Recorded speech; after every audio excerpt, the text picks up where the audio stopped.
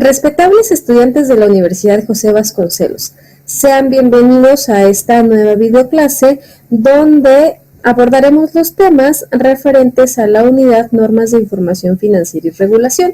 Es importante establecer como marco de la materia Fundamentos de Contabilidad que la materia como tal, el ámbito de su estudio, tiene relación directa con las normas de información financiera.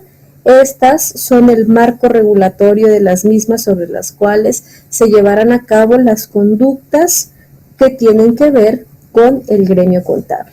Para ello es importante establecer que tenemos 8 postulados fundamentales: entidad económica, sustancia económica, negocio en marcha, dualidad económica, consistencia, asociación de costos y gastos con ingresos, devengación contable y evaluación. Los dos primeros, indispensables para determinar la personalidad jurídica y también denominar el giro de o actividad económica que se va a realizar para poder clasificar perfectamente desde el punto de vista contable todos los elementos. Verificar entonces a través de ese giro cuáles son los lineamientos que se tienen para llegar al postulado que tenemos por acá, que es el de evaluación. Recordemos que todos los elementos tangibles e intangibles se van a trasladar a términos monetarios para poder tener un mayor panorama y así, a través de los estudios, poder llevar a cabo la toma de decisiones. Se establece que siempre las entidades económicas, independientemente de sus necesidades de lucro o no, van a tener o presumen tener una vida más allá de las de su creador o creadores. Por eso tenemos a negocio en marcha. La dualidad económica, que es la parte fundamental de la partida doble, como a todo cargo corresponde un abono, pero sobre todo cómo existen las fuentes de financiamiento y al mismo tiempo las aplicaciones. Consistencia, recordemos que así como tenemos una regulación general, tenemos políticas contables dentro de los entes económicos que nos ayudan verdaderamente a tener esa consistencia que servirá como base para la toma de decisiones a través del comparar la información financiera a través de la historia. Si somos consistentes, tendremos entonces estándares que nos ayuden a verificar qué es lo que está sucediendo periodo tras periodo. Cuando hablamos de la asociación de costos y gastos con ingresos, hablamos de que nos dice que la naturaleza de cualquier ente económico, independientemente de la finalidad de lucro, es que siempre los costos y los gastos, es decir, la suma de estos dos, tienen que estar asociados con los ingresos. ¿Esto qué quiere decir? Que por lo menos deben de ser iguales, ¿no? Para poder tener por lo menos el hecho de solventar cada uno de los apartados.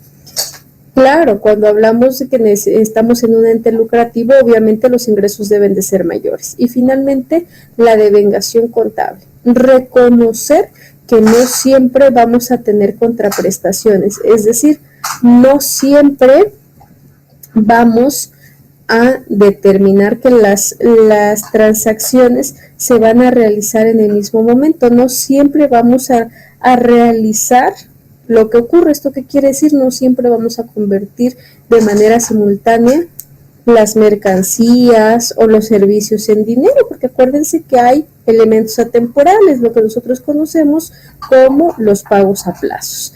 A través de estos 8 postulados básicos tenemos entonces un panorama generalizador de cómo tendríamos que establecer la parte económica y la parte financiera de la empresa. Cómo saber que existe una fuente de financiamiento y aplicaciones en el mismo sentido que nos ayudarán a comprender, por lo tanto, cómo tendrían que estar determinadas las políticas contables. ¿Cuál es su integración?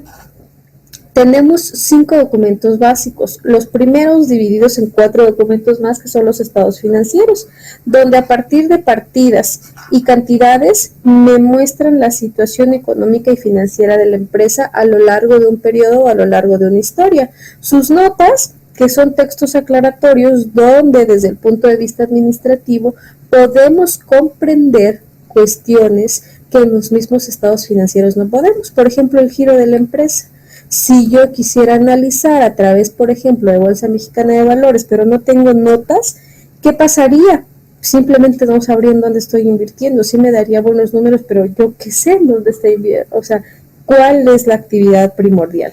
Las relaciones analíticas es como de manera personalizada o pormenorizada tenemos las actividades de una sola partida o una sola cuenta, de tal manera que podemos tomar decisiones a partir de esta misma.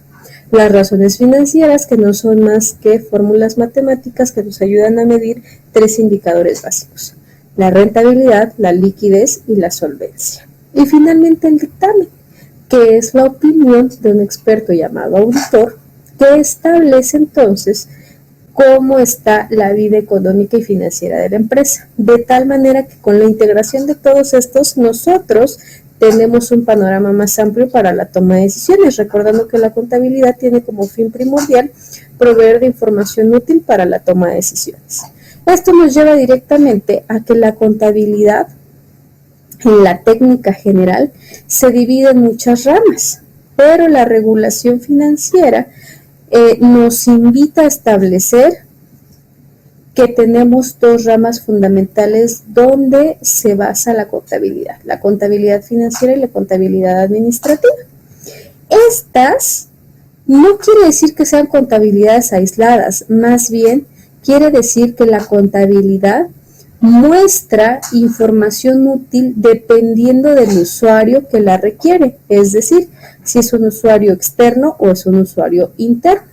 Por lo tanto, la contabilidad financiera satisface las necesidades de los usuarios externos, porque solo muestra las partidas financieras, es decir, todo representado en dinero.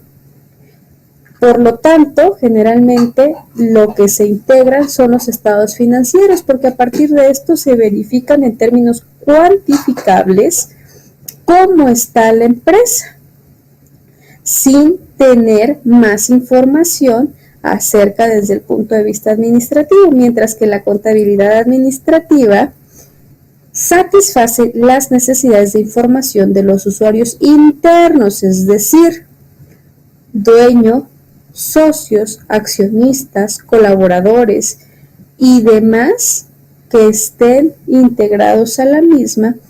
¿Y por qué es administrativa? Porque si bien es cierto, nos muestra puntos cuantitativos, también nos muestra información cualitativa que hace que entendamos el porqué de los elementos cuantitativos y no solamente los deje como hechos aislados. Por eso la importancia de la sinergia de estas 2 ramas de la contabilidad, que al final del día recaen en la misma contabilidad del ente económico, pero al momento de la emisión de la información se perciben desde perspectivas diferentes a través de las necesidades del usuario. Espero que la información haya quedado clara, que haya sido de su utilidad. Cualquier cosa, quedo a sus órdenes. Por esta ocasión me despido, no sin antes comentarles que estoy pendiente de ustedes en cualquiera de los medios de comunicación que les compartí. Hasta pronto.